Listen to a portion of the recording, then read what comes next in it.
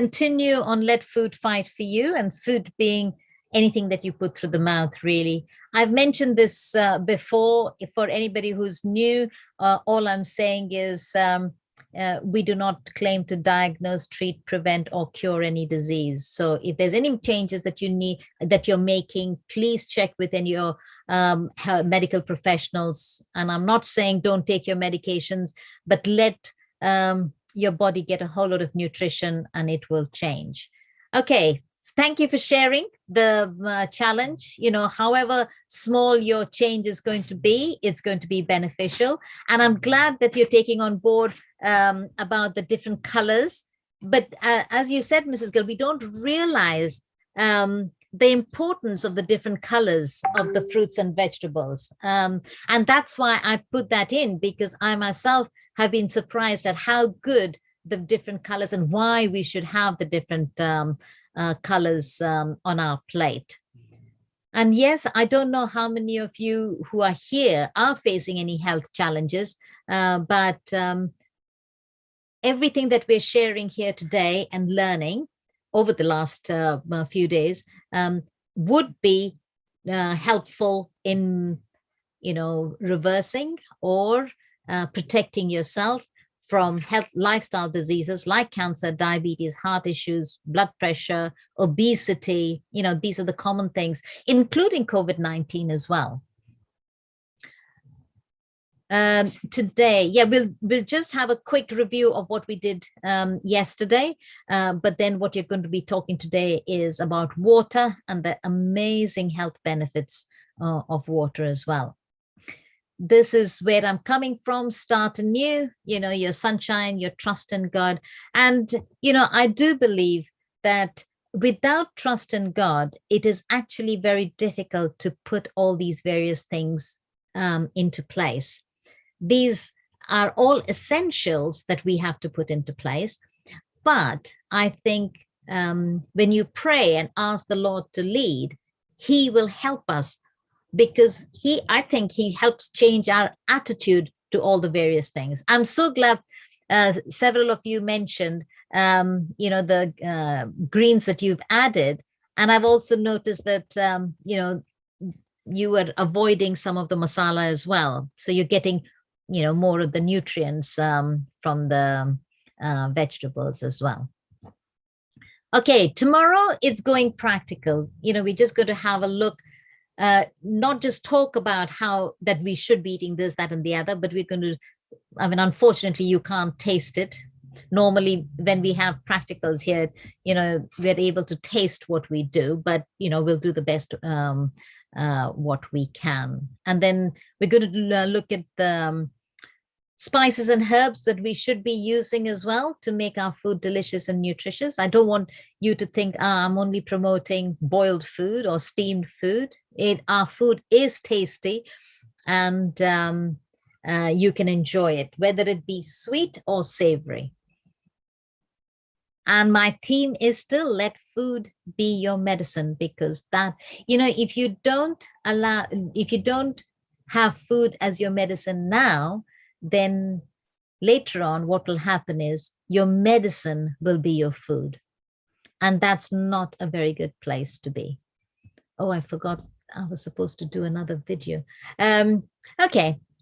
We talked about the green salads, colorful salads, and you've got a whole, I know you've mentioned radish, cucumber, broccoli, greens, in different, the onions, the tomatoes, the cucumbers. Yeah, they all nice. And I'm hoping that all of you will start enjoying a colorful plate with your food.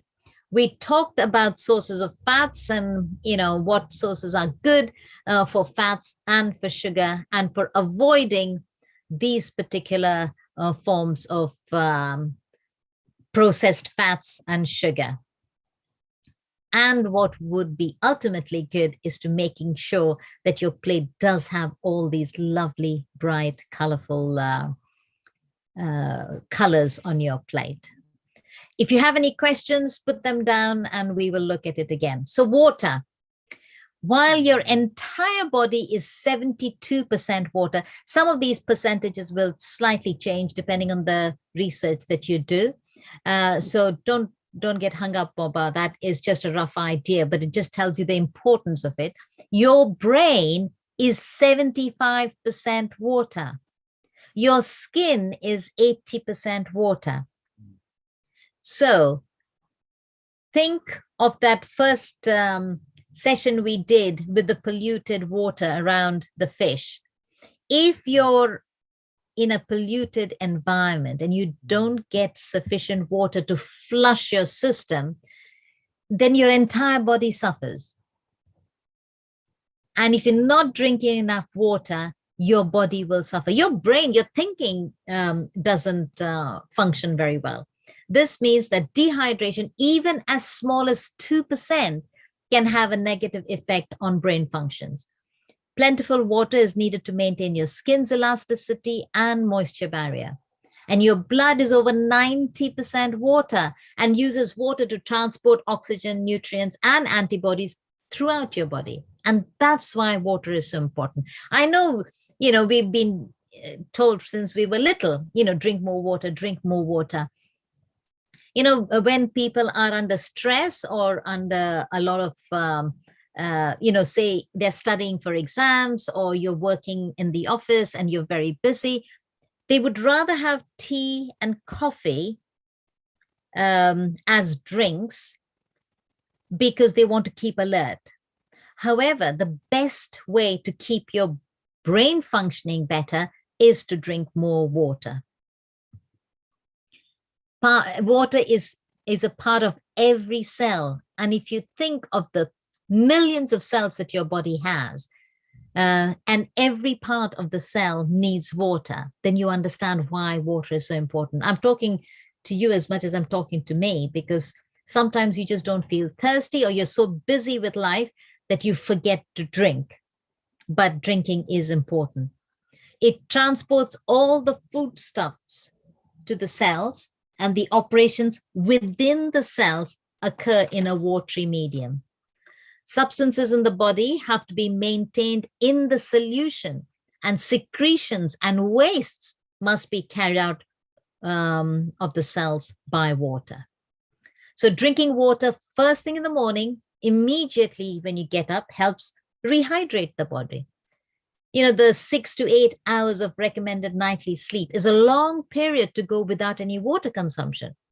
So drinking a glass or two of water right when you wake up, however good, is a good way to quickly rehydrate your body. And it's essential to rehydrate with just plain water. Water is not, that's why people, when they get up in the morning, some people have warm water with lime or lemon juice, because that not only hydrates very quickly, it also cleanses. Water is not only important for our digestion, but also necessary for absorption of vitamins B and C. It helps in the detoxification of the body and is a very important component of the blood as well. I don't know if you've heard, various people, talking about going on a fast. Have you heard of going on a water fast, wherein all day you just drink plenty of water? And I think when you're hungry, sometimes you mistake your body's signals. You think you're hungry, but actually your body is saying, I'm thirsty, because being thirsty and being hungry, you have the same signs. And many times if you feel you're hungry and it's not quite lunchtime or a meal time, then go and get yourself a glass of water or something and see how quickly you feel satisfied. It helps in the detoxification and is, used as fomentations and fever baths. Now, water is a good remedy for various things, externally as well as internally. We've been talking about internally, but you get a headache. You don't think of putting water on your head, but there are loads of reasons why it would be useful. You have, say, a headache. One of the easy things that can be done, it depends on what the headache is about, but some of the simple things could be just taking a bowl of water and putting your feet in a bowl of hot water and putting ice cold strips or ice on your head. Within minutes, your headache goes, because the blood is pulled out of your head. And it could be that you're getting a headache because you haven't drunk enough water. This is your body's signals. It's telling you there's a problem here. Fomentations and fever baths, it's a topic on its own, and it's quite a big topic, so I won't touch it, but very, very useful. So for optimum functioning and benefit, 6 to 8 glasses are considered to be best. Start the day by drinking a glass or two of warm water. This will help get the digestive tract awake, cleaned up, and ready for the day's activities. It is very important to always drink the water quota between meals and not with the meals. Water should not be washed down. No drink is needed with meals. Why? Eat slowly and allow the saliva to mingle with the food. The more liquid that is taken into the stomach with the meals, the more difficult it is for the food to digest, for the liquid must be absorbed. That's the reason why we say drink in between. If you're in a habit of drinking with your meals, then half an hour before your meal, have a glass of water.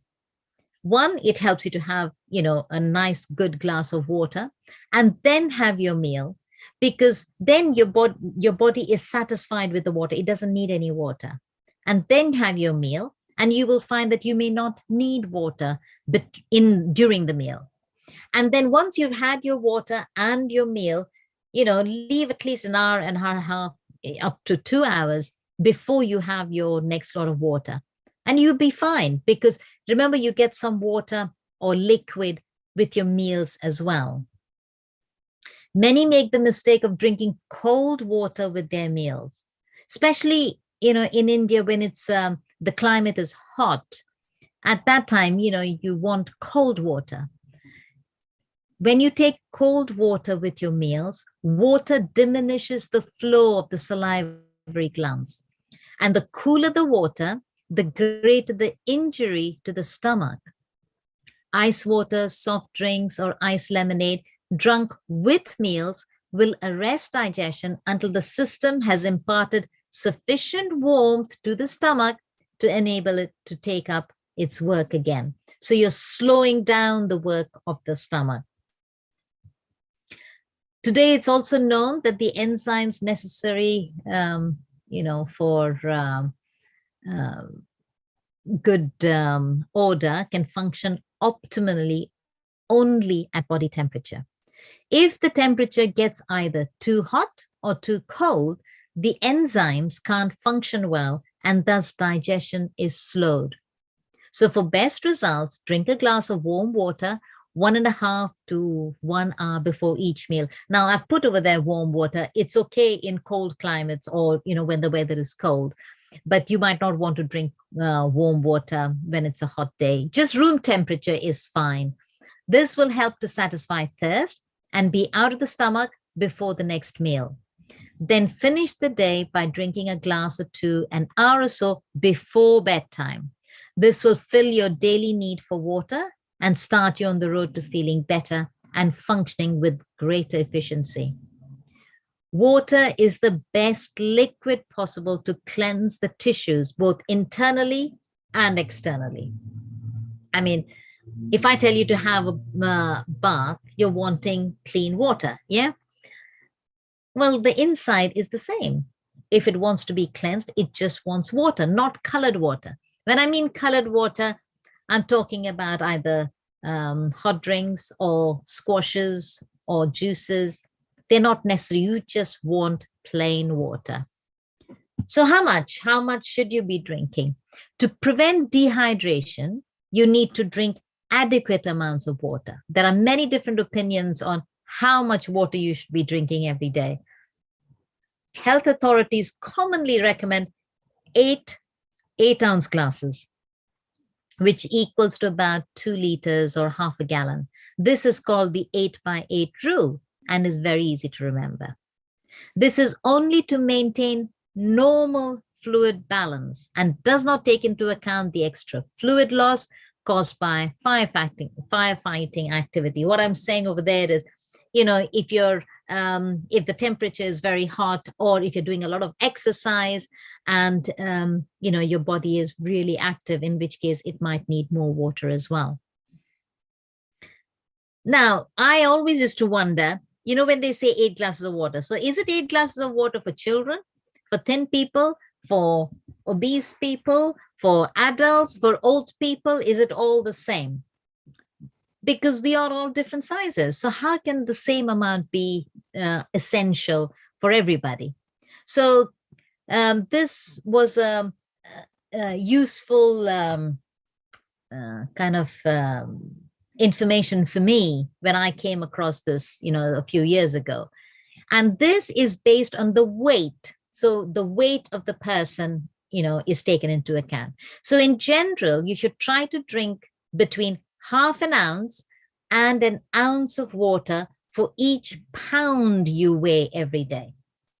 If you want to, make a note of this, you can calculate later. But for example, if you weigh 150 pounds, I know you work on kgs, isn't it, in India? So we're talking about 68 kilograms. If you weigh that amount, that will be half of 150 is 75. So you need 75 to 150 ounces of water a day. That's 4 liters of water a day. But if you are, say, 50 kg or 40 kg, then the amount you drink will be less. Yeah, makes sense? But this is really important to understand. See, the approximate daily water losses for an adult in temperate climate, I'm just averaging it out. So for perspiration, you will lose 2.1 cups. Water lost from lungs just by exhaling, you lose 1.7 cups. Water lost with feces, 0.5 cups. Water lost in waste removal as urine, 6.3 cups. So the total amount that you lose is 10.6 cups. So can you see, if your body is losing 10.6 cups, you have to at least replace that with the same amount. In hot weather, the urine output is less, but the amount of water lost in sweat is enough greater to bring the total output to approximately 14.4 cups. Okay, so that is what you lose. But is there water that is gained? So water produced by oxidation of carbohydrates and fats in the body. So that's when the body is functioning inside, there's approximately water that's gained. That's 1.5 cups. So water contained in the food, depending on what food we're eating, but you're not eating dry food all the time. More often than not, there's got some water content in. So that is 3.6 cups. So the drinking water needed to balance your water gain and water loss. Water loss, from the previous slide was 10.6 cups. So the balance is 5.5 cups. So you need to drink at least 5.5 cups. So most of the water is taken orally. So relatively small amount is produced in the body from the breakdown of food. It is imperative then that we drink plenty of water, pure, clear water. And we can see that we need at least 5.5 glasses. And that's the bare essential. So what happens if I don't drink enough water? The kidneys have to work much harder to excrete toxic wastes and may be damaged. Each cell in the body needs water to function well. So inadequate water intake can cause malfunctioning and disease. Fatigue and headaches, common result of drinking too little water. So it can be your 8 glasses of water. It could be fresh juices. It can be your cleansers, that you drink in the morning as well. So what counts as fluid intake? Because all the time that we are saying, those things, we do need water, but we can take the whole amount as being fluid. So the National Academies of Sciences, Engineering, Medicine determined that an adequate daily fluid intake is about 15.5 cups. That's 3.7 liters of fluids for men, and about 11.5 cups, that's 2.7 liters of fluids a day for women. So there is a slight difference. And when we're talking about fluid, we can talk about water, that's coconut water. And the nice thing about coconut water is you've got the natural electrolytes, high magnesium content. The pomegranate juice will help with inflammation. Pure juice, not diluted with sugar. When I'm talking about juices, it'll be freshly made, not diluted with sugar. Green tea, although this does have caffeine. So I know that the reason I've put it there because there are a lot of people talking about green tea and how good it is. So it does have some advantages, but remember it does have caffeine as well. Then you've got cranberry juice, good with your kidney stones, urinary tract infection. Ginger tea soothes the stomach and nausea.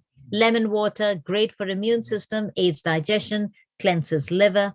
Orange juice helps with allergies, and you get more vitamin C. Beet juice lowers your blood pressure, increases stamina, high in calcium, magnesium, and iron.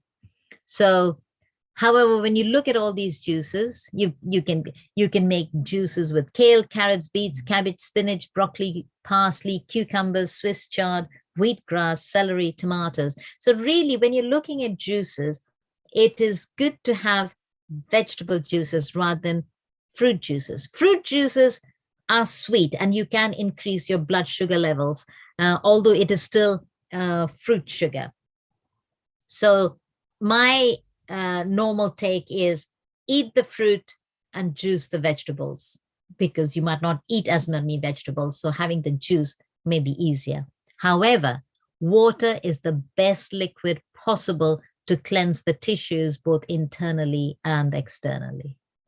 So just see, I just wanted to share with you about carrot juice. Now, carrot juice is rich in cancer-fighting nutrients. That's why, I don't know who I was talking to recently, I was mentioning about having carrot juice rather than having just apple juice. So you're talking about the minerals, the flavonoids, and the different vitamins and minerals that you can get with carrot juice. And it is really full of flavor. Now, if I tell you to have 6 carrots, it'll be difficult for you to sit and chew, 6 carrots. However, if I make a juice, depending on the size of the carrots, with the 6 carrots, it might be just maybe a small glass and you can just drink it, no problem. Just think of all the nutrition that you can get. The carotenoids and vitamin E have shown a strong ability to inhibit cancer induction, not only by viruses, but also chemicals and radiation as well. Some do not recommend carrot or beet because they think it contains too much sugar, and sugar feeds cancer. However, sugars in plant food also deliver anti-cancer nutrients straight to the cancer cells. So the nutrients that can turn off the cancer genes interfere with the cancer cell reproduction and cause proptosis. That's when the cancer cells commit suicide. Okay, so that was water. Then the question would be, how much water are you drinking and how much water you should be drinking? And then talk about exercise. I'm glad that some of you have started putting in the exercise in. Brilliant. Walking as little as 2 hours per week can help you live longer and reduce the risk of disease. And when you're talking about disease, it's different kinds of diseases, all lifestyle diseases. Walking activates the lymphatic system, eliminates toxins, fights infections, strengthens immunity. And so if you don't have time for a long walk, during the day. Have short walks, just keep moving. And then when you have time, have the longer walk. And personally, I would say find a partner who will go for a walk with you, because sometimes you don't feel like it. But if your partner knows that you're going to be meeting together, you feel obliged to go with them. And it could be either of you might not really feel like, because it's raining, and you can give all kinds of reasons. But when you have somebody that you're answerable to, accountable to, you tend to do it. Walk to the grocery store, park a spot further from the shops. And at work, 5 minutes each hour, just get up and move, and that will be helpful. Now, sometimes there are people, they might not enjoy going to the gym. I don't particularly enjoy the gym. However, there are other activities that you can do. So choose the activity that you enjoy within your capabilities, because if you choose something that you enjoy, it's more likely that you're going to continue doing it. If you're forcing yourself to do something because it's good for you, then yeah, when the novelty is there, you will do it, but then later on you won't continue. Okay, you can learn to like something as well, and I understand that too, but start with something that'll be easy for you to do. It doesn't probably cost anything, and you're not dependent on anybody. You just do it. So that walking, one of the best activities, biking, swimming, dancing, and yard work are other moderate activities that are beneficial and add variety. It is interesting to listen to a research that they've done with the senior people, and they found, all these are very useful, but dancing came on the top. Because with dancing, you've got to think what is being said. Dancing, and it can be any kind of dancing, but you've got to think, and you've got to, your brain is using different parts of your, when you're thinking, you're using different parts of your brains, which particularly is beneficial. As you lose weight and get fit, you may also want to participate in more rigorous activities and sports. Get your doctor's clearance first. However, enjoy moving. Frequency, start by exercising every other day. Every other day. That's if you're not used to any exercise. Gradually work up until you're exercising 5 or more days each week. Aim for daily activity as you get fit. And the time, if needed, start with as little as 5 to 10 minutes of easy walking or other activity of similar intensity. Gradually increase your exercise time and frequency. We've got a whole range of people on Zoom, or the people that, in your household or whatever. So all of us may not necessarily be able to do, say, half an hour of rigorous exercise. So start small, but start. And, build it as you go on. As you get fit, accumulating 45 to 60 minutes is even more helpful in burning excess calories. Now, I used to think, I don't have an hour. That's a lot of time that I could be doing something else. Remember, this is part of life. You need it. It's not, if you have the time, do it, because if not, your body is not going to function very well. So if it means that you're doing something, if you have maybe a cycling machine or whatever at home, if you're doing that alongside something else, then, find ways to utilize your time. Okay, action steps. If you do eat fruit and veg as part of the diet, increase 1 piece of fruit and 1 portion of vegetables every day for 7 days. Just think, in 7 days, you would have increased 7 pieces of fruit and 7 pieces of veg in your diet. If you don't eat fruit and veg, a green smoothie for the next week, at least 3 days. I'm telling you, your body will be smiling that you're giving it so much nutrition. If you're new to raw, start with a small salad as starter at each meal.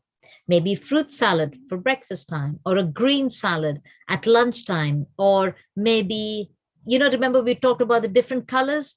You can choose, say, a red salad or a green salad or a yellow salad or a mixture of them, vary them, because that's going to be interesting as well. One, as I think Sister Gill said, it was interesting, that sometimes you have those fruits or vegetables in the fridge, but nice to be able to think, okay, what am I going to do today?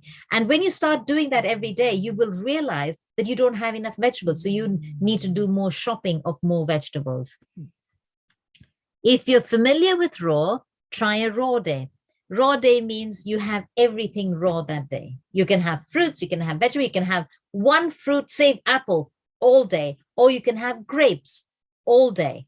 That and water will be fine. I mean, I've actually, when I was going through my research for cancer, I've come across this book wherein it said about grapes being the cure for one of the cures for cancer. And literally, I tried it for a day. I couldn't last because I found the grapes so sweet. But you can have different kinds. You can have green grapes or red grapes or black grapes. You can have grape juice, but only grapes. You're keeping mono fruit. And, maybe every once in a while, you want to have a nice cleanse. Give your body a break.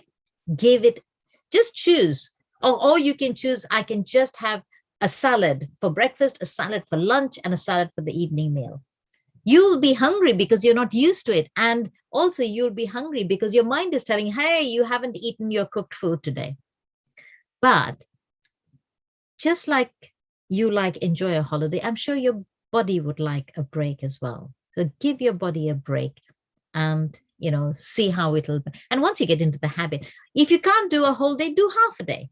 That's fine, but do it. Increase the amount of water per day. And we will talk about that because of what we've seen, and keep that level for 7 days. Exercise each day, starting with, say, 15 minutes walk after each meal. Okay, so that's me. Let's talk about any questions or any solutions or any suggestions, because that will be useful. Okay. Had a juice today. Oh, beet, celery, cucumber, kale, apple, ginger, lemon. Wow. Did it taste nice?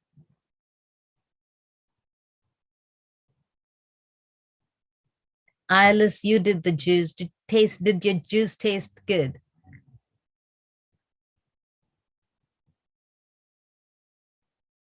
You're probably okay. I'm 64.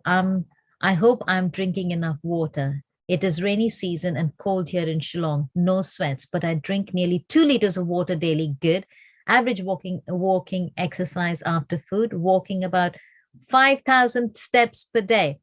Interesting. You're 64. Oh, I'm sure you could do more than that. Are you tired after doing these? Okay, let me read the problem 1. Feeling feverish for the last many days. Sometimes the headaches.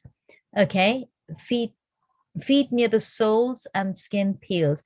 Not diabetic. Doctors gave solutions, but no permanent treatment. Okay, problem 3, losing hearing ability by about 30% during the last 5 years. How to stop further loss? Doctors advise hearing aid only.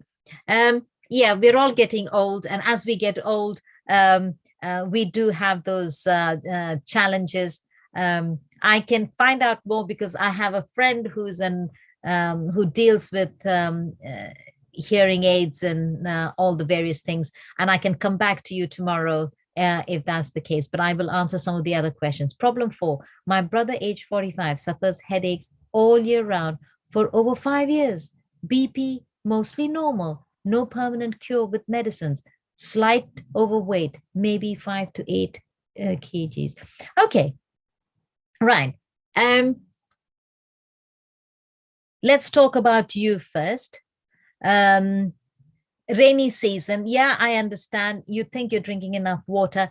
A quick way to find out if you're drinking enough water: when you pass urine, check what color your urine is. If you're on medication, it could be colored, but normally if you're not on medication, if the urine is clear, then you're kind of drinking enough water. If your urine is yellow, light yellow, which means your urine is concentrated and you need to drink more water. Sometimes you know about it because your urine, when you pass urine, it can be, there could be an irritation or whatever. But if you're not, if that is the case, you just need to drink more water. Rainy season and cold, drink warm water, no problem. Another way of drinking more water at such times would be to, even like how you're making a cup of tea, you boil the water, put it in a cup and put slices of lemon or fresh mint leaves or slices of orange. It helps to be able to drink, but you think you're drinking enough. So try and, what I mentioned to you about, hold on, you said, do you say how much you drink? 2 liters of water daily. Yeah, okay. Have you measured the 2 liters or you're estimating? So just check that that is the case, because sometimes we think we're drinking a lot of water, but actually when you look at it, you may not. So if you can measure how much your water will be useful. Walking 5,000 steps per day is very good. I'm glad about that. Do you actually measure your steps? Because that is useful. Over here, they've been saying we should be doing 10K, 10,000 steps a day. So try and see if you can increase your steps, because you will keep strengthening your thing as well. Problem feeling feverish for the last many days, sometimes have headaches. Okay. If you have sugar in your diet, cut it completely. You don't want any sugar. And then when I'm talking about sugar, it also means the white rice, which is converted to sugar quickly, white bread converted to sugar quickly. Okay. But if you're having fruits, that sugar is fine. So don't worry about that. But with the feverish, try and see if you can increase, I don't know what the doctors have said, by all means, check with your doctor, but try and take hot and cold showers, which means, okay, if you have a shower, you're having hot shower, and then just before you finished, turn it to really cold and let the whole cold water run over you. What that does, it helps improve your immune system, and probably it might help. And with that, with your feet, doctors gave lotion, but no permanent treatment. Okay, the scales. Have you tried putting your feet in hot water, cold water combinations, between one and the other, and see if that will help? You can do that 2 or 3 times a day. Well, I don't know if you're retired or not, but try doing some of that might help. And lotion, lotion, you can just use coconut oil. And so after soaking the feet in water, then just pat dry it and then massage some coconut oil on it and see if that helps. Hearing problems, yeah. And regarding your brother, you said he's suffering for quite a long time, 5 years. And if the blood pressure is normal, I would suggest, what we're talking about, the different New Start principles. Make sure that you're following all the principles, making sure you're eating enough greens, making sure you're eating enough fruits and vegetables. See if that will help. And try this simple thing about, as I mentioned to you, in a bowl, literally, a bowl of hot water, putting your feet in it, but making sure that you've got either ice cubes in a towel or something, and putting that on your head. See if that will help. It might just do the trick, but it might not be overnight. You might have to try it several times. Or also, make sure that the back of your head is kept cold. Okay. I'm glad, Iris, that the drink was tasty. Yeah, I can Especially, talk to you now. Yes, go ahead. Yes, I'd run out of carrots because we have carrots and celery or carrots and apple or whatever, and carrots and lemon. So I thought, well, here goes. So I threw in what we did have. And Yes. yeah, it was okay. Okay. No, it's good. Because the lemon will help to give it more flavor as well. Yeah. Yeah. Yeah. Okay, Rita, does eating fruit and vegetables together affect digestion? It would affect digestion, and if it'll also make a difference if you're having raw or cooked fruits and vegetables as well.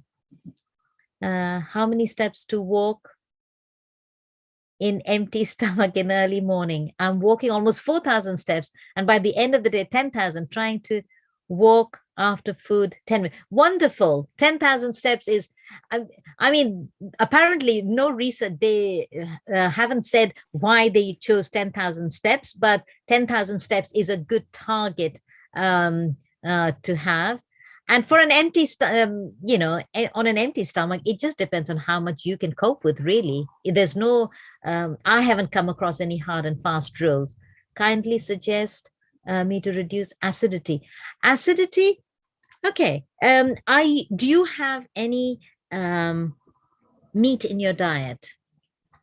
Because the acidity comes more because you're having animal products. Fruits and vegetables are much lower, and they in fact will turn your body more alkaline. That's why it's suggested you don't have meat or animal products, because animal products causes your body to become acidity, create acidity. It becomes acid, while as you want your body alkaline. So the more fruits and vegetables you have, the more alkaline your body becomes. And that's why when I'm saying about reducing your rice or your grains and increasing the vegetables, that will make it more alkaline as well.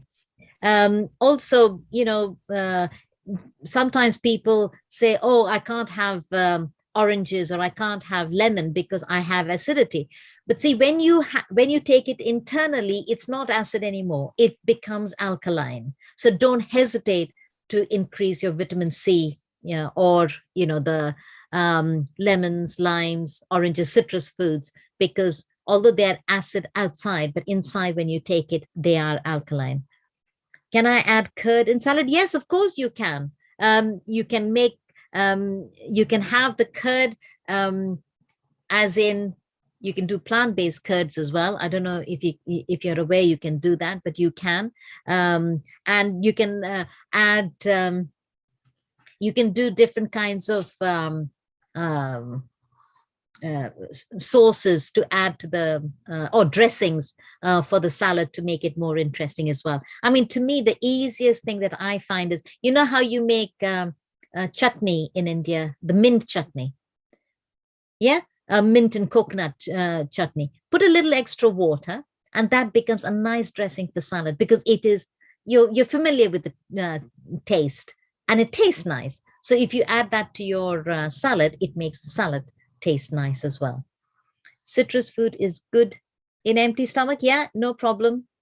Having citrus foods on an empty stomach, it's no problem, because it turns it alkaline, unless you have a specific issue with it. I would say, that there is no need suggestions how to prevent diabetes and how to reduce sugar levels for my parents and sister. I want to be careful since working 8 hours as office secretary. Okay.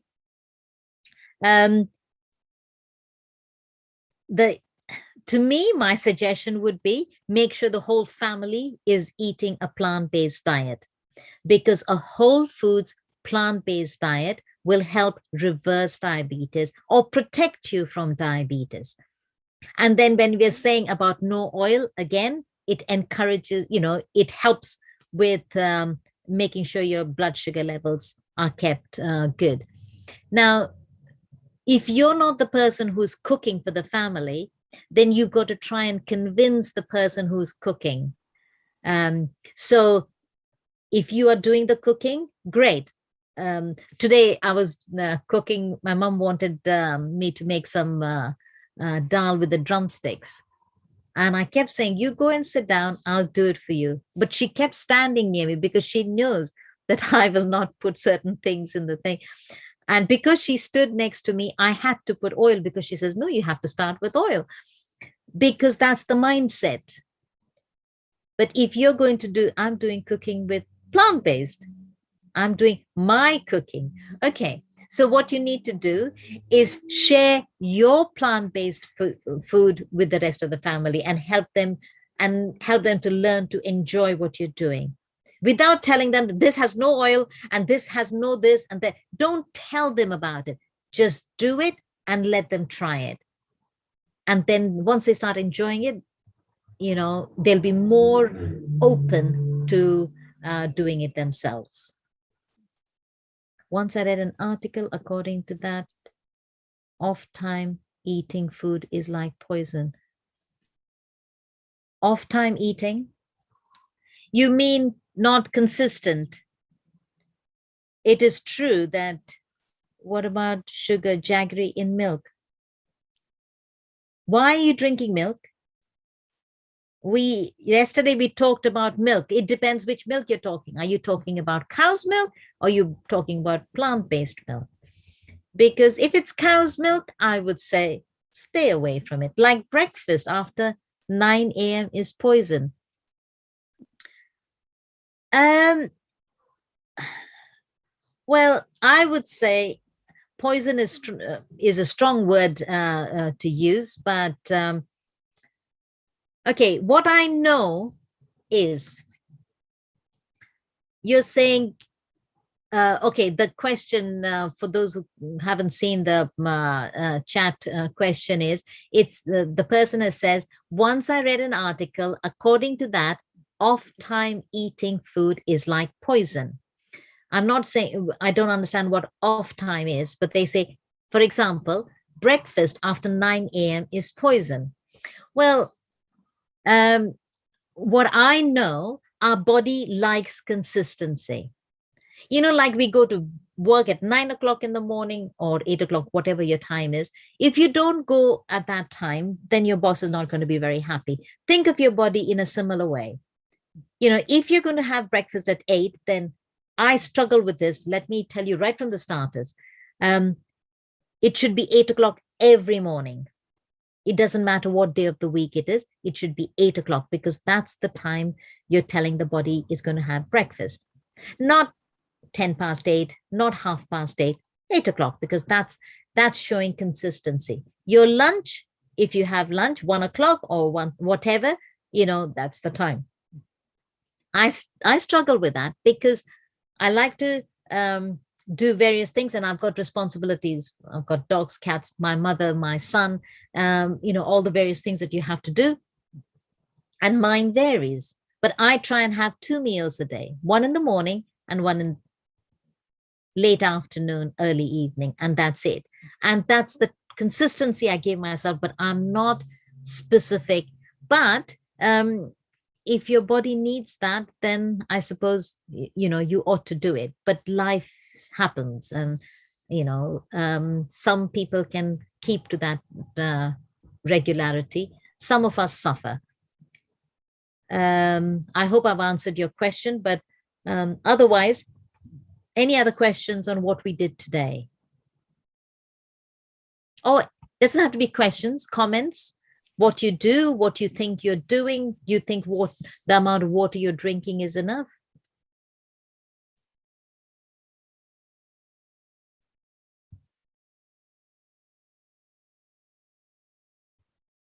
Anybody? I still need to keep drinking more water. I mean, I have got better, but it's easy to slide, especially when it's warm one day and then it's cold another day. Yes, I completely agree with you. Yeah, and it's on a warm day, it tends to be easier, and on a cold day, you just don't feel like it. And in which case, by all means, have warm water or put. I put mine in a mug. Put hot water in the mug. Although I don't drink it hot, it's there, and I haven't drunk it, and I drink it. Yeah. Anybody else? Which reminds me, I could do with a drink myself. Is it good to eat only breakfast and eat only fruits for lunch? Let me try to understand. What about your lunch? I'll only have 2 meals. One is breakfast and then evening meal. Is it good to eat only breakfast and eat only fruits for lunch? Yeah, you can.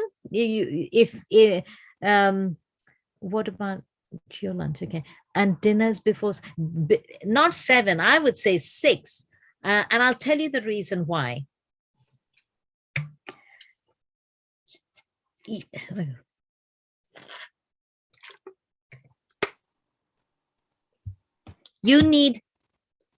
We'll talk about this again, or maybe we may not have time. Need to go to bed, say 9 o'clock, 10 o'clock. What's the rough time that you'll go to bed? 9 o'clock. 9 o'clock. Oh, that's brilliant. I struggled with that, but if you're going to bed at 9 o'clock, which is good, you're having a decent night's sleep. See, if you think of my hand, between 10 and 2 is when you get your deep sleep. Yeah. If this is my 10 o'clock thing. Now, if I change and go to bed at 11 or 12, I'm reducing my deep sleep. This doesn't increase. It's this that's increasing or decreasing my sleep time. So you can't say that, oh, I went to bed at 12, so I can get up at 8 o'clock, to get your 8 hours of sleep.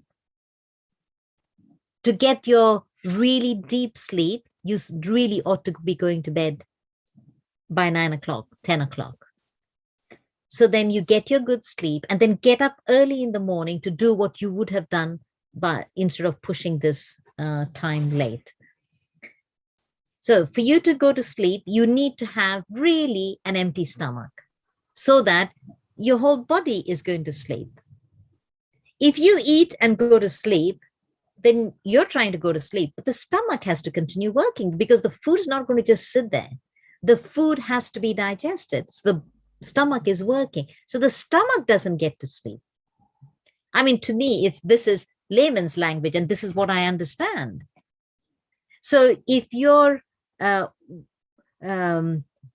amount of quality sleep is again reduced, and remember, sleep is very important.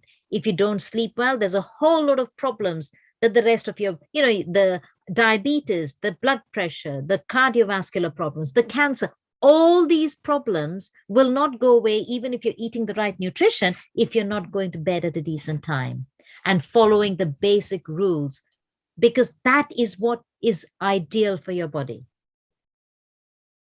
Just because you have extra work and, teachers, nurses, doctors, whatever your profession, I understand that, things may not always be like that, but your body will suffer as a consequence of that.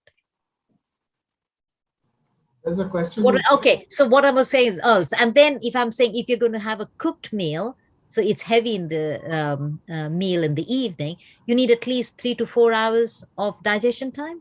So going to bed at 10, 4 hours before that will be 6. So you really ought to be eating by 6.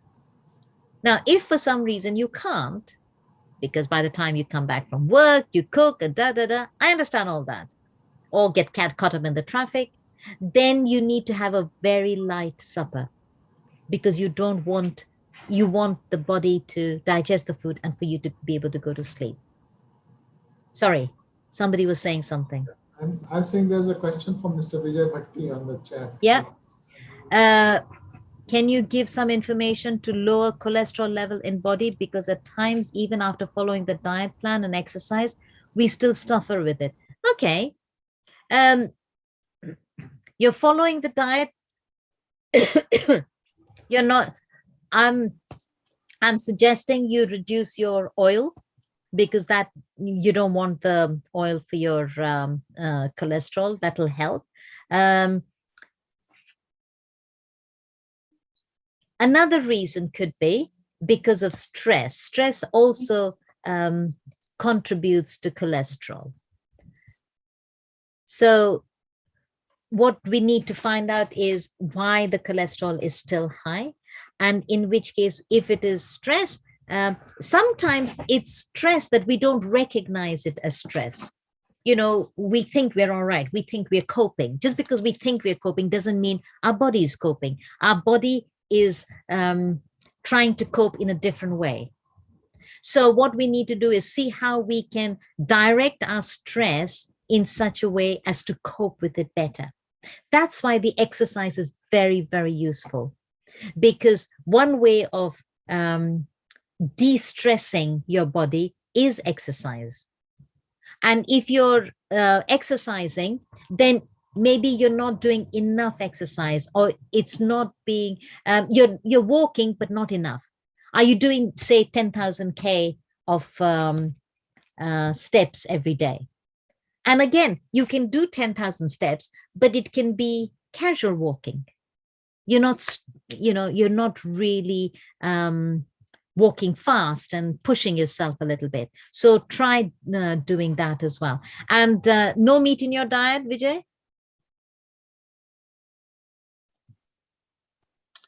I try level best, ma'am.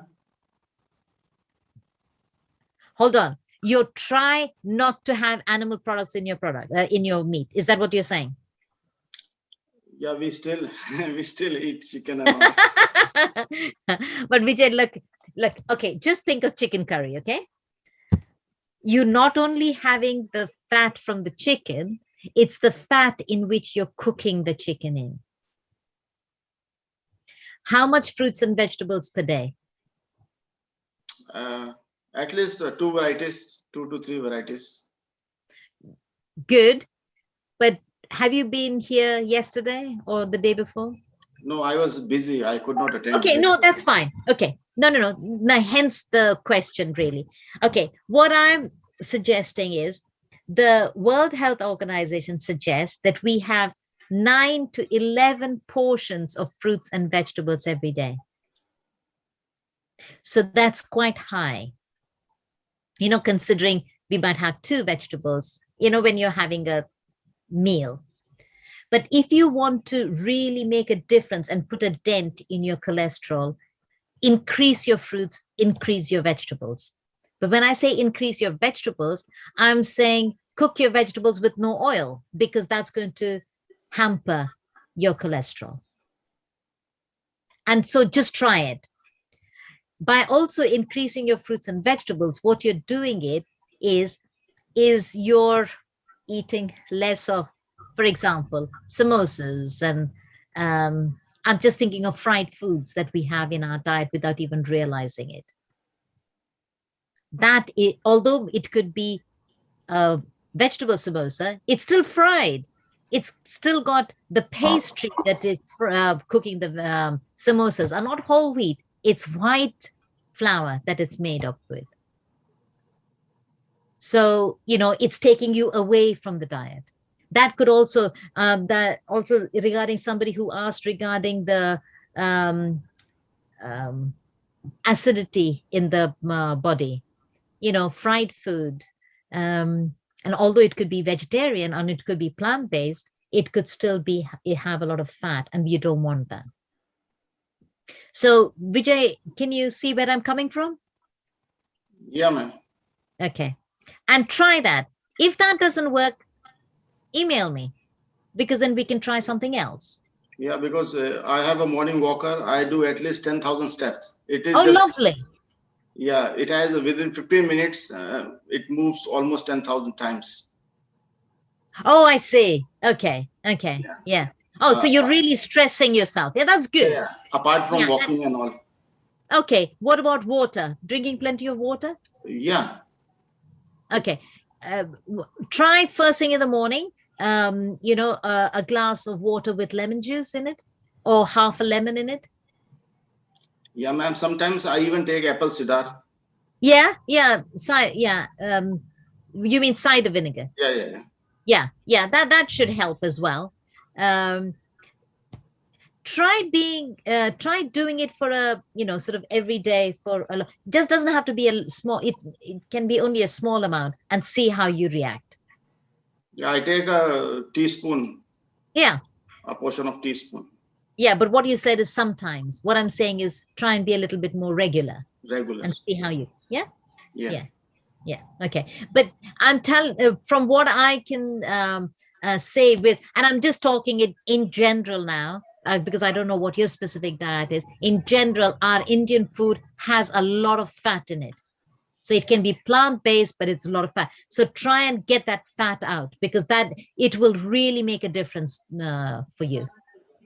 Thank you. Thank you so much, ma'am. Okay. I have a question to ask. Yeah. You were just talking about fried things not to take if you have high cholesterol or diabetes or hypertension. What about mixtures, like the chivras that we have, like we have knickknacks. Yeah. That we like Indian condiments that we usually like to eat. Yeah. That's also fried. So is it okay to have it or we shouldn't have it? Well, okay. Think about it, because, I used to use that as an argument when I first went onto a salad diet. I used to think, well, I'm having just salads, so I need some more flavors. So the flavors I would get from, things like Tudor, because at least it's got something as opposed to nothing. Can you see where I'm coming from? Yeah. And, I didn't consider what all Tudor had. Tudor has salt, Tudor has sugar, and Tudor has fat. Yes. And if you take all those things out, it's not Tudor, and it is not tasty. So, and the thing as well with Tudor is, like most of these things with fats, sugars, and salts, and that's why the companies are making so much profit on us. Because when it touches our tongue and the taste buds, it's difficult to stop. You can't just say 1 spoonful and leave it. You want a little bit more. And if you're doing something else while you're doing that, you'll be surprised how quickly that packet finishes. That's a reality. It's not, and I don't believe self-control has anything to do with this.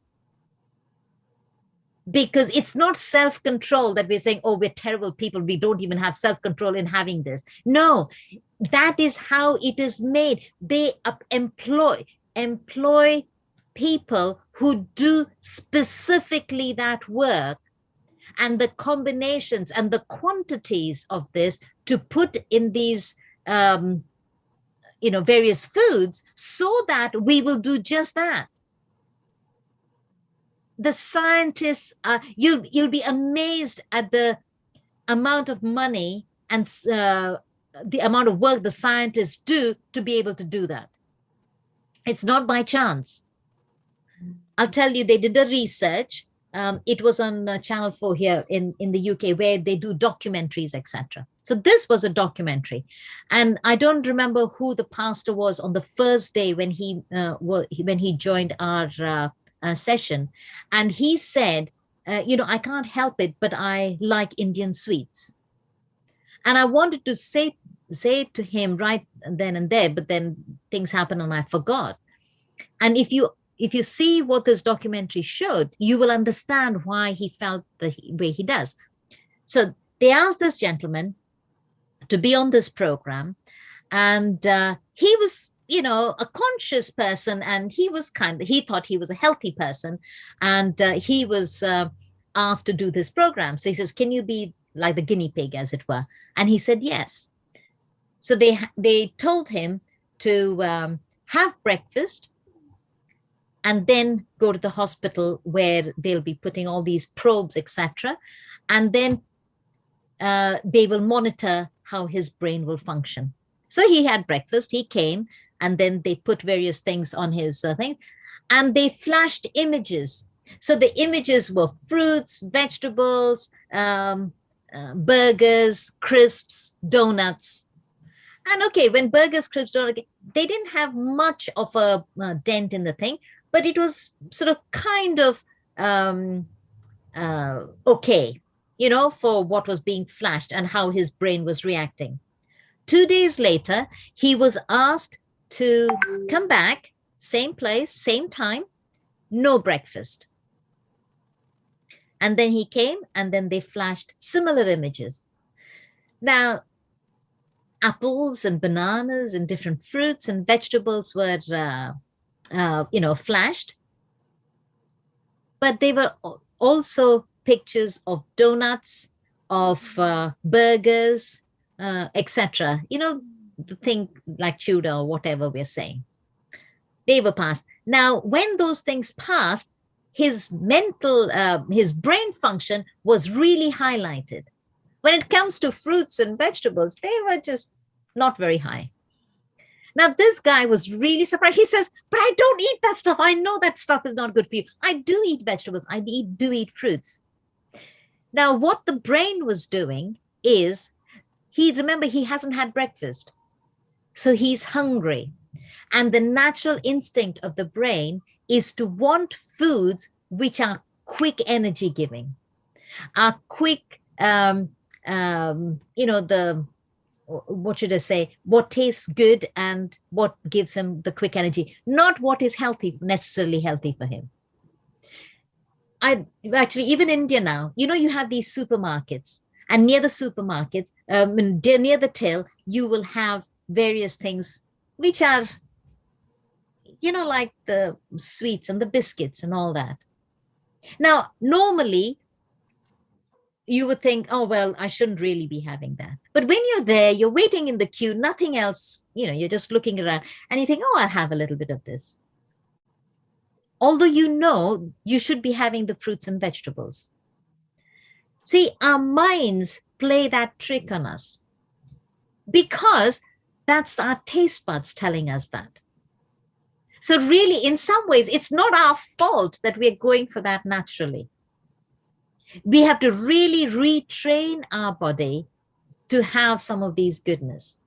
But that's why, remember the colorful things that I showed you, the fruits, the vegetables, they are actually very colorful, very attractive. We've moved away from them. So going back to your original question of Tudor, you answer that question. How close is it to nature? And that gives you, to me, that helps me identify what I should and shouldn't have. In the beginning, when I was recovering from my cancer, my question used to be, is this feeding my good cells or my cancer cells? So if you have various health challenges, that's what you need to ask. Who is this? What I'm going to eat? Who is it going to feed? The sugar, the fat, the milk. I'm just thinking of the Indian sweets here. Is that really the best for you? And yet, invite people to your home. What are you going to offer them? Water? Or are you going to offer them some juice? Okay, we more often than not offer water as well as, but immediately you offer juice. Why are we killing each other with kindness? And when I'm saying juice, it'll be some squash or whatever. But we are killing each other with kindness. Visitors, come. Dine with us. I'm being facetious here. Please understand. But aren't we? Is that what we do? I mean, we feed them when we're offering them samosas. We won't offer them apples or pears because it's what we have trained ourselves to do. And rightly or wrongly, if you're not convinced about this, if I come to your house and you don't offer me the samosas and all this, she didn't even offer me any food. She didn't even offer me any snack. Is that right? Listen, I'm only talking. Maybe I'm being incorrect, but answer me. Isn't that how you would react? That's true. That's true. And if you're inviting somebody for a special lunch, I mean, my mother, she drives me mad. She says, oh, what are we going to cook? And if there is no meat or whatever, at least cook egg. Why? Why aren't vegetables and beans and lentils good enough? True. This happens in my household. So I'm just sharing with you. I'm not sure I'm unique, but I guess I'm not. No, it happens in our home too. It happens in our home too. The thing is, if someone has invited you for food and then you don't serve them meat, you know. You're not being hospitable Yeah, enough. Yeah, but whose head is it in?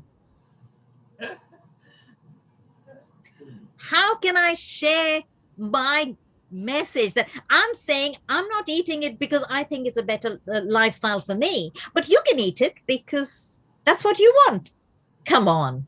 I'll tell you, I was working with a young lady and she said, they had, it was a new job. And one day at lunchtime, they said, oh, we're going to the pub. Now, as Adventists, we don't go to the pub because they drink and smoke and all that.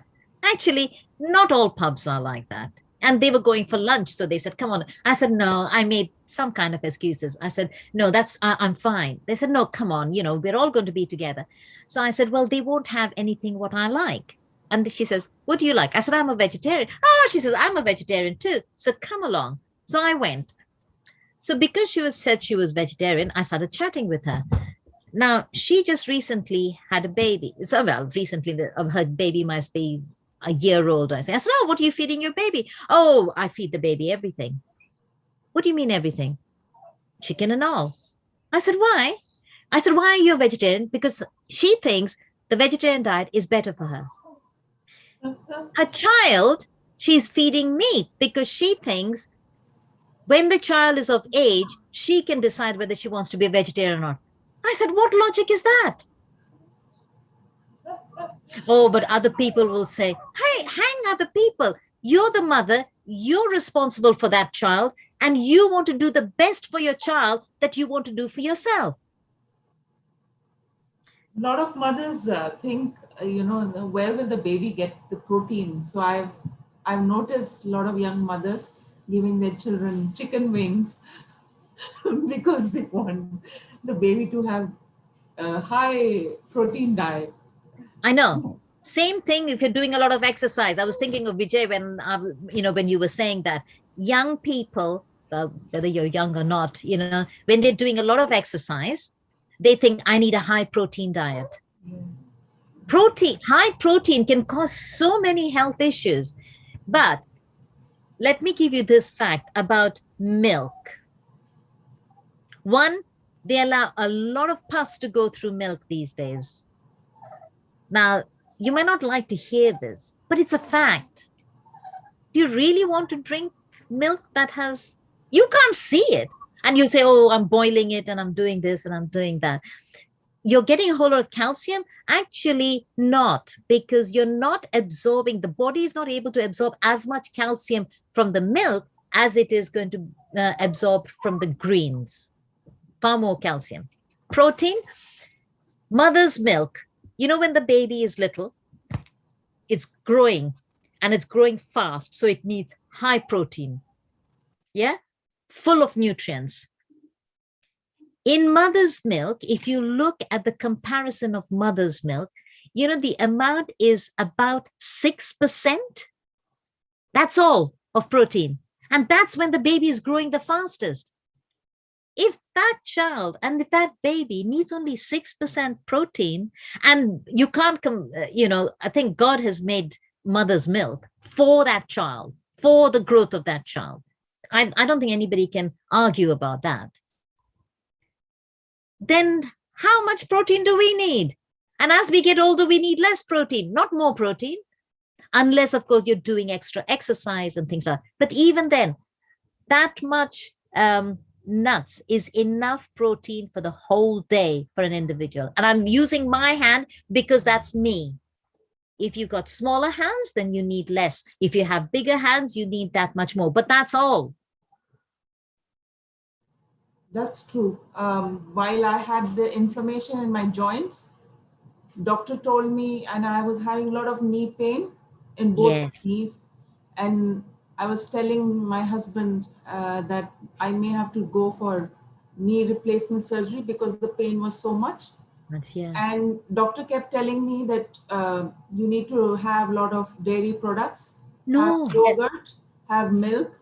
And he also gave me calcium. We have CCM here. That's what he gave me to eat.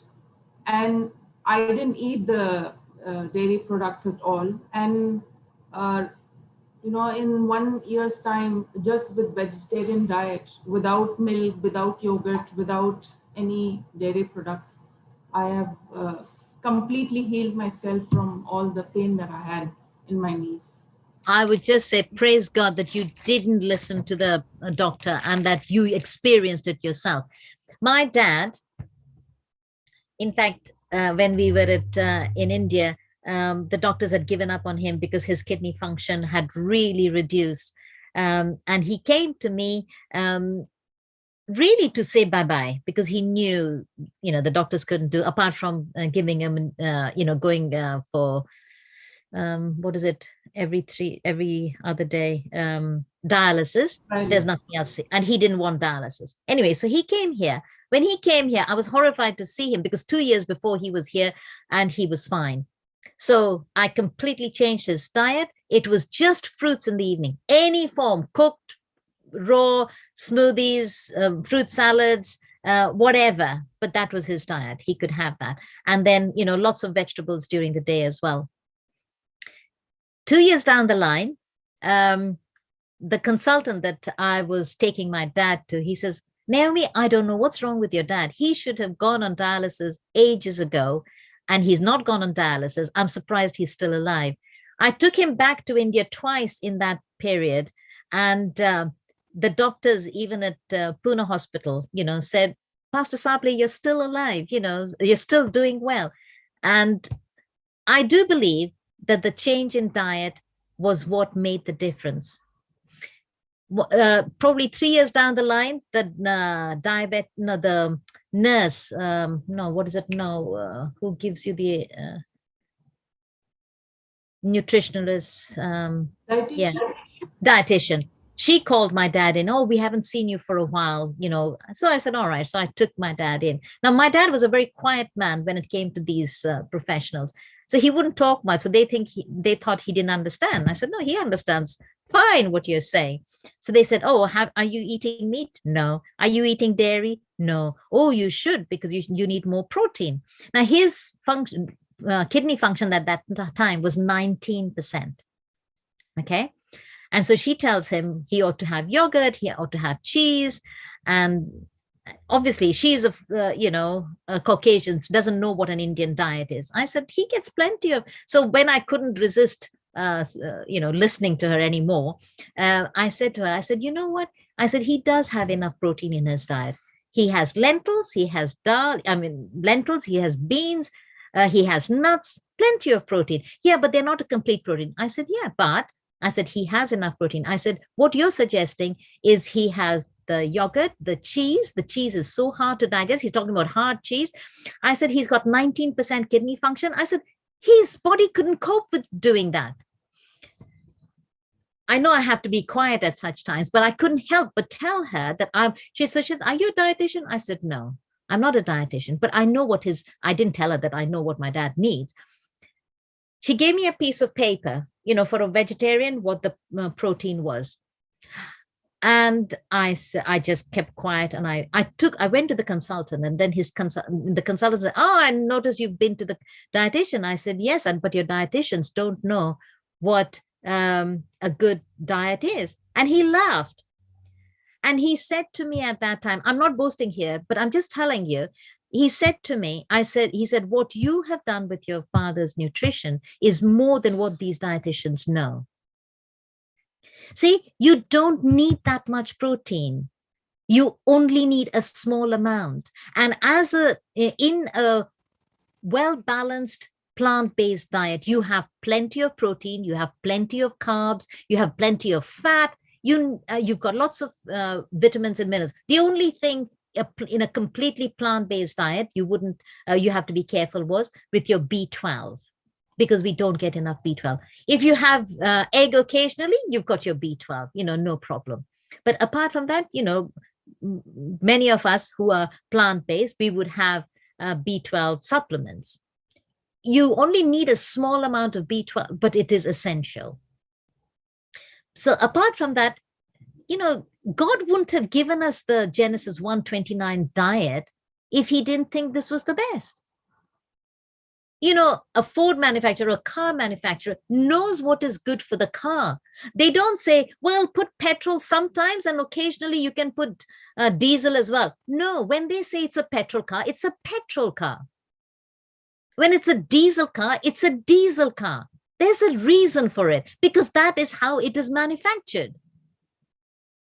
But we are challenging God saying, well, actually, God, you don't know, but it's, we like meat. Is that what we are saying? No, we don't. When we pray over the chicken and the meat to bless us. I'm not saying that God doesn't bless, but if we don't want these diseases that were on the Egyptians, then we need to follow what God has given us.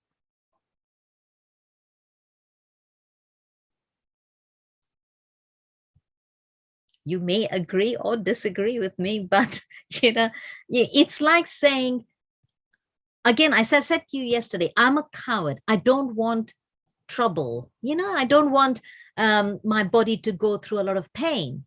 So I will stick to the narrow road. But I'm not saying I'm deprived of this, I'm deprived of that, I'm deprived of the other. I will, all I have to do is change my mindset. How can I make my,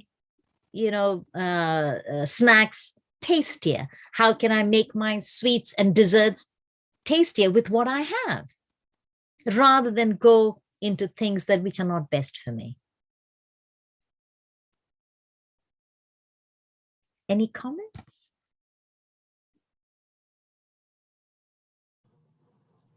I think all of us are listening to you very attentively and thinking about the changes that we need to make in our lifestyle. That's why I mentioned that chart. No, is it fruit chart?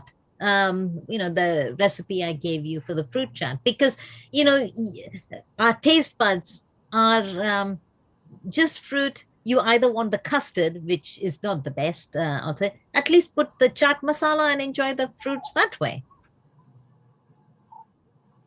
Yeah. So, okay, let's look at various things that maybe you struggle with, so we can see what the other alternative is.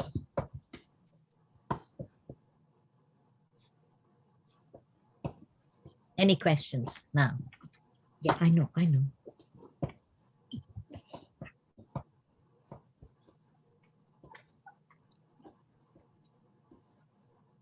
I think people are done with the questions. All right, they're done with questions. Okay, no problem. That's fine. For Indian cooking, the most challenging part is to cook without oil. Okay. That's the most. Even you can do with less spices, but you do need oil with the kind of cooking that we are so used to, and our palates are so used to eating. I agree. I had raw food. I'm not really enjoying it the way I used to enjoy, the tadka dal or the fried vegetables, the way it was prepared.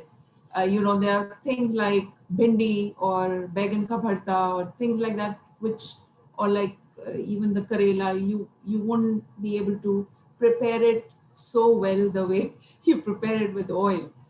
So there are some challenges, and I think that's where we need to work on, like I personally need to work on.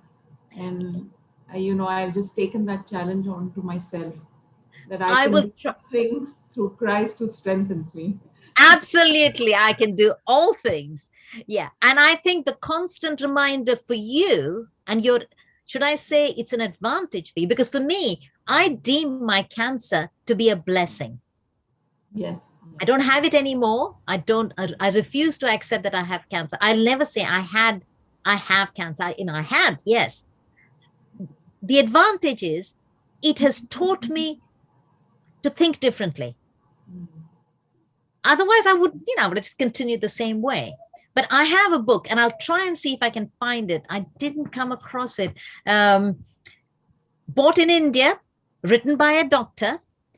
I think it's written by a doctor, but it's only a thin booklet, and you can look for it. My husband found it, and that says no oil thali. I don't know if anybody has come across. And what he talks about is thalis from the north, thalis from the south, thalis from Gujarat, different kinds of thalis. And thalis means all the food is included. But it says no oil thali, because he recognized that is our biggest, in India, that is our biggest challenge. Today but it can work. Yeah, it can work. Today I made papad without oil. Oh. Yeah, it's such a simple thing. Yeah. See, what happens is, I remember when I first went on to raw foods, just salads, I'm thinking, yeah, this is gaspus, it's just rabbit food. But I was so determined because I didn't want to take chemotherapy. So my challenge was to come to a place wherein I didn't have any dressing, no oil, no lemon juice, nothing. And I told myself I had to come to a place wherein I sat and enjoyed it. Yeah. But I did. And in fact, after so many days, they said, okay, you can introduce now beans and you can introduce it. And for me, I said no, because my mindset was, I have to learn to enjoy it on my own. And if I can do that, I have actually, to me, it was satisfying that I had conquered that. It took 17 days, but I could then say, yeah, I could have it without having any salad dressing, etc. Even if it's with beans, you think, oh, I can, it has more flavor and this and that. Then I came over. I mean, this is part of my story, but I came back to England. Travel was very difficult. When I came back, it was very hard because my mother was cooking Indian food, the aromas and the, familiarity. And I had to say, no, I can't eat it. And you come to a place where you say, oh, hang this diet. I just want to get back to, in quotes, normality. But then again, you know what the choices are. And when you know what the choices are, then you have to make some serious decisions. That's true. I remember helping somebody in this village, and he came and I spoke to him and I showed him and I encouraged him. I went to their house. I showed them how to do some juices, how to make some salads, etc. One day he came to me and he says, Naomi, can I have some fish to go with all this? I love fish. I said, look, you can eat, no problem. But remember, it's a choice that you're making. And choices have consequences. So what is the choice that you're making, and what are the consequences of the choices you're making? That's the question at the end of the day. I mean, God has created everything. I mean, my friend, she said to me, well, God created this. I said, yes, of course. But you still have a choice. Man created a lot of what is not good for us. What God created is not the issue. Okay. So since we've run out of questions, let's leave it until tomorrow. If you have any questions, in advance, by all means, email Daryl, and Daryl can be in touch with me. You can email me as well. I've got to now get ready for my radio program.